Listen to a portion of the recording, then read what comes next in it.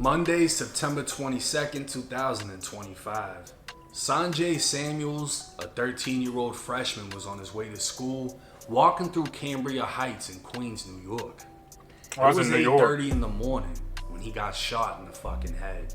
Got shot in the head? 13-year-old boy shot in the head on his way to school in Queens has died. Ooh. I just heard pop, and then I just saw the kids running down the block, and then I knew something was going on, but usually they're fighting, but then when I saw the kid laying down, I said, nah, that don't look right. And then I saw the ambulance come, and then they picked him up, and he didn't look too good, so.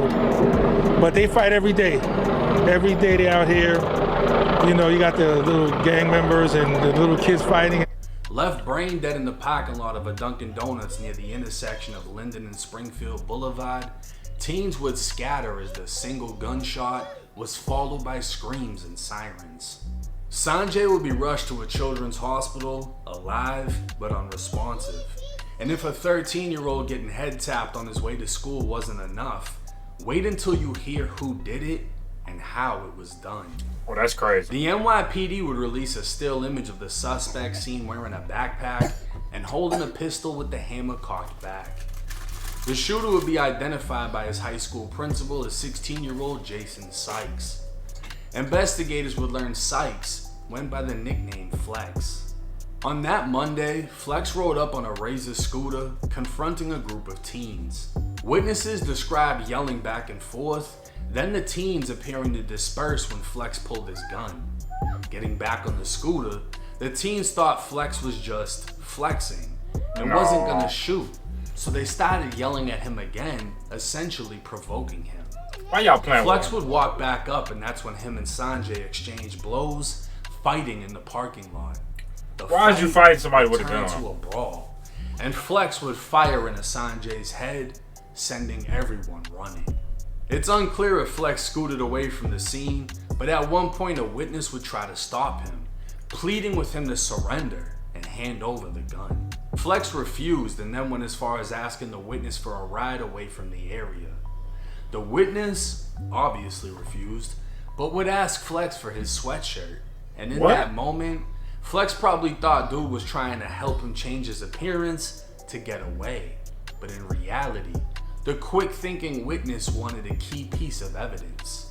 The witness would turn over the hoodie to police and identify Flex by photo, making this a done case.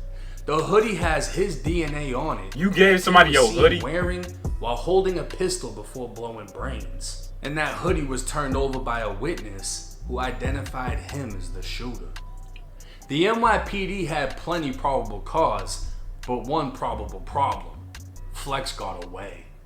The Regional Fugitive Task Force would begin working with the family to arrange his surrender, and Sanjay would be declared brain dead. 2 days later, his family pulling the plug. Ooh, that's crazy. A sad day in Queens, New York, as Sanjay's pictures could be seen all over the news and social media. But NYPD would claim he wasn't the 13-year-old his family was portraying him to be. Sanjay's father would claim his son wasn't involved in gang activities, stating every time he called him when he should be home from school, he was home, and that he had a tracking device in his phone so he could track him. But the NYPD would disagree. Sanjay went by the name J2 Guns on Instagram. Oh no. While he had no criminal history, he would post quite frequently about SMM, otherwise known as sex money murder. Sanjay's mother would take a different approach, not denying her son's gang activity. She would blame the horrifying shooting on his cell phone and social media, on which he would post things to quote-unquote look grown. She'd continue on claiming the phone is the devil. These kids talk too much on social media. They live on their phone, on social media to hype themselves up, to look grown, to look big and bad. Sanjay's friend social media do take a toll. Flex was a known troublemaker in the area, but video from the confrontation at Dunkin' Donuts would reveal they were taunting each other, and a male can be heard saying, "Flex is gonna die. Flex is gonna die."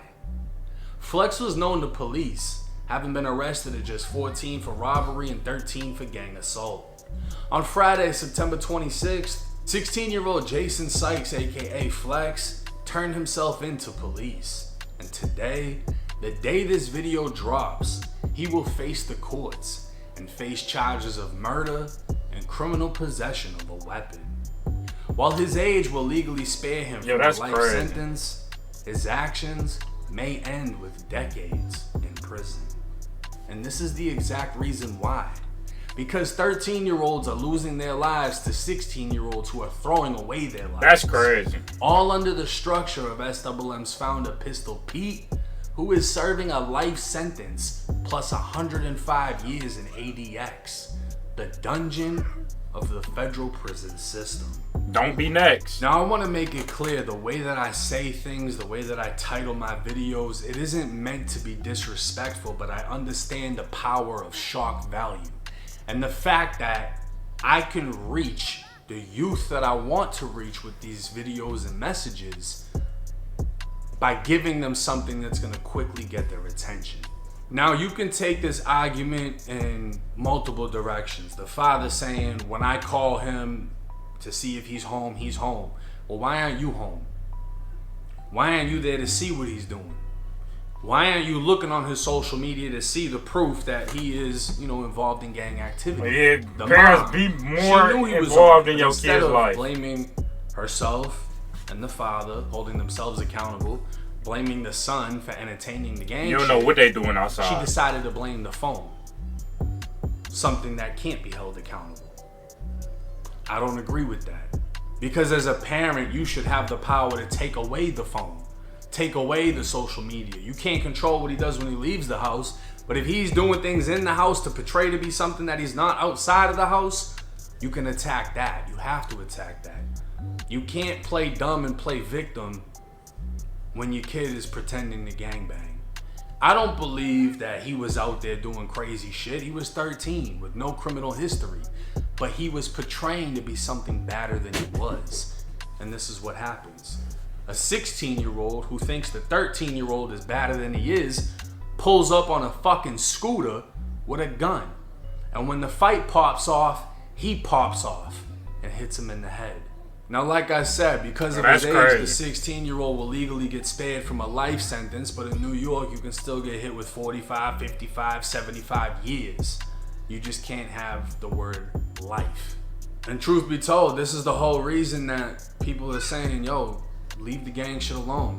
Fold that flag up. I mean, we're gonna call it what it is. This is New York. Everybody's in the gang, right? Like literally everybody. Almost everybody's blood, regardless of whatever set it is. That's just how New York is. Wherever part of New York you're from is gonna be covered in gang shit. You know what I mean? So it's not uncommon for everybody to claim they're a part of something, but that doesn't mean they're like that. You just got a lot of young kids coming from fucked up situations trying to have a sense of belonging or to look cool. But this is the reason why older motherfuckers are telling you get away from that shit. And the thing is, the founder of SWM is highly respected and known for being a serial killer. And he's never coming home. He's in ADX, the most locked down fucking dungeon you can be in. There's nothing after that but hell. If you're in ADX, there is nothing after that but hell. And you have to understand, when you sign up for these gangs, you're not expected to become a multi-millionaire. You're not expected to become some rich rapper or this and that. No, because that's not what the gang is teaching you. Sex, money, murder. The gang isn't teaching you how to become fucking successful when the gang's leader, the very founder, is serving life plus 105 years. Rest in peace to the victim in this case, and I mean, I even feel bad for the shooter in this case. 16 years old, just threw his whole fucking they both life was away. young, man. And I guarantee he's only gonna get worse being inside of prison. Y'all, kids, stay out the street. It's more productive stuff to do in the world.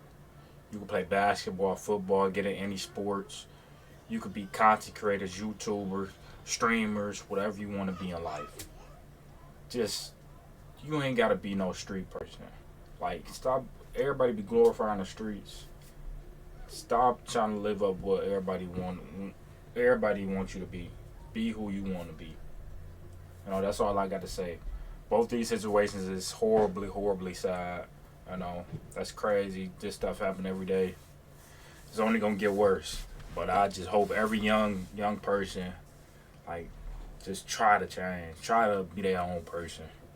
But y'all, it's your boy BOE Bands. Leave a comment below, like the video, subscribe. I love y'all. Peace out.